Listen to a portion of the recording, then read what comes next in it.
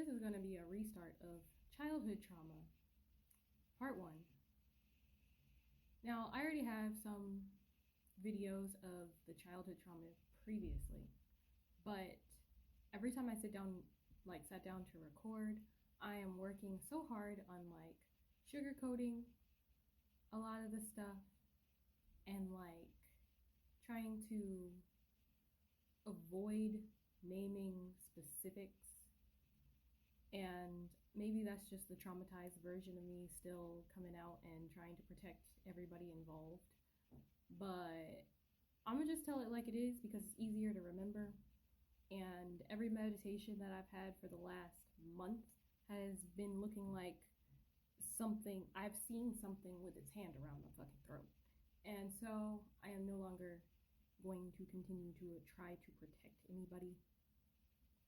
But I'm not going to say names, obviously, but I'm not going to over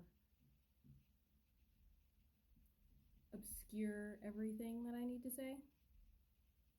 So if you're one of the people in these situations, either don't claim me or what are you even doing here anyway? Go find something better to do. Anyways, so yeah, that was for the flying monkeys. So, part one of childhood trauma that I had to go through, and some of the weird things that I have developed from it. So, I have an issue with organization, and it flares up every so often. And the reason I have an issue with organization is because I never had any type of security with personal belongings. Now, yes, moving a lot, nobody can really control that. And we lost a lot of stuff in a lot of moves. And some of that stuff was really precious to me. And I would kind of stow it in specific places, thinking that, oh, well, this is important. So if I put it with the really important stuff, then it won't be taken away from me. And then only to find out that stuff goes into storage and gets lost forever. And so after that, I have shared a room until my senior year of high school. And nobody ever stopped anybody from touching my stuff. There was no, okay, well, don't touch her stuff. That's hers. Give it back. There was never any of that. And even in my senior year of high school, I constantly had one of my sisters going in my room and taking my stuff. And so I would continuously have my room an absolute nightmare of a mess. Now, my house doesn't get like that, but it still gets pretty disorganized, and I have to every so often do a full deep clean so I can get reorganized. And it's frustrating not to be able to keep up with it. But it was constant. The most sacred things to either end up broken or lost forever. And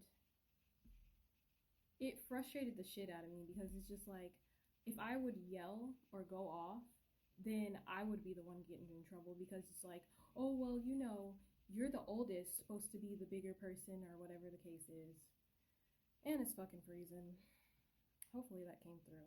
But, because I was the oldest, I was supposed to be the bigger motherfucking person and not yell every time. So, disorganization was how I started to, protect what I had. Now, mind you, while this may be embarrassing and, don't come for nobody that I'm talking about, if you do happen to know who they are or whatever the case is, but, it was so bad. It was clothing, it was jewelry, it was items that I had, and even underwear. And I was just I can't take that back. And I wasn't at the place where I could buy my own stuff. And it's just like what the hell? And I would go off and then I would get in trouble. And it's just like, I'm the one that's been parentified. I'm the one that's supposed to be watching them, making sure they get on and off the bus and get up and have breakfast and all of that shit. But I can't have this one fucking time that I do have my own fucking room where nobody touches my fucking shit. It was fucking-infuriating. And I can't, like, describe to you the level of fucking anxiety that was to have anybody touching my stuff after that. Like, my whole fucking life. Even now, I rarely let my kids in my room just because, like, I do get triggered when my stuff gets touched, but not as bad when it's my kids, because it's just like, they're just kids, it's whatever. And, they're my kids.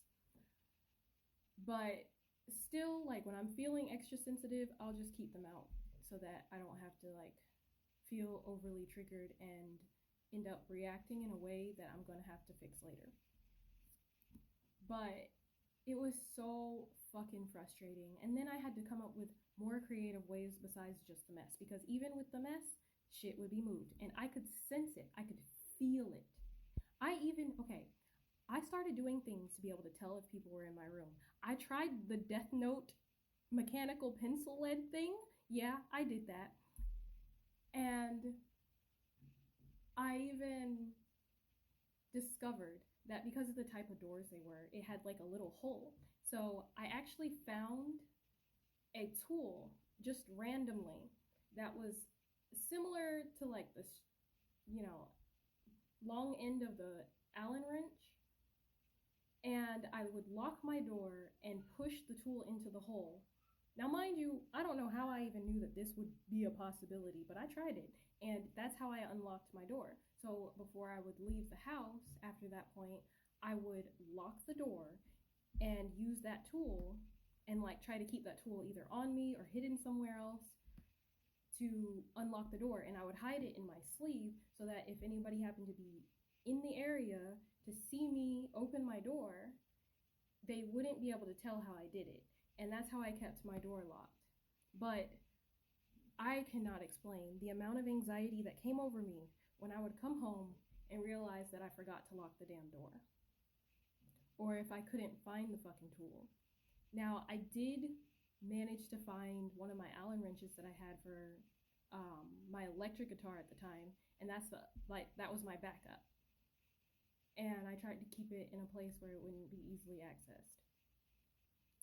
But it would frustrate the absolute fucking shit out of me. And even to this day, I have issues with, like, stuff.